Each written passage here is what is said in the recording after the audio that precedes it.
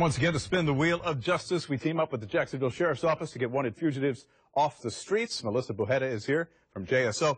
Gosh, it's been 4 or 5 weeks, and we finally have a new capture to talk about. Absolutely. We're glad to say that Kevin Williams, who was considered armed and dangerous, felt he had nowhere else to hide, so he walked into the jail and turned himself in. No one wanted to help him out anymore, I guess. So he was wanted for aggravated assault, discharging a firearm in public, and possession of a firearm by a convicted felon.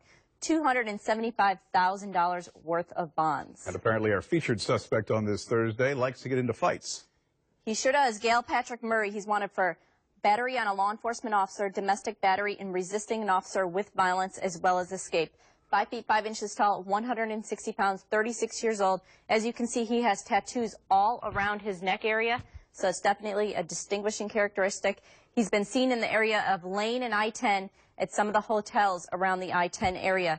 He actually was in the backseat of a police car while an investigation was taking place. The officer went to handcuff him, opened the door, and he actually threw the officer to the ground. So it's considered armed and dangerous. Gail Murray, we want to get him off the streets of Jacksonville. All right, let's go ahead and spin the wheel. And by the way, if you see Mr. Murray or anybody who happens to be on this wheel, because many of them may be armed and dangerous, don't stop them yourselves. Call police, call 911, and let those in uniform, the men and women, handle their capture.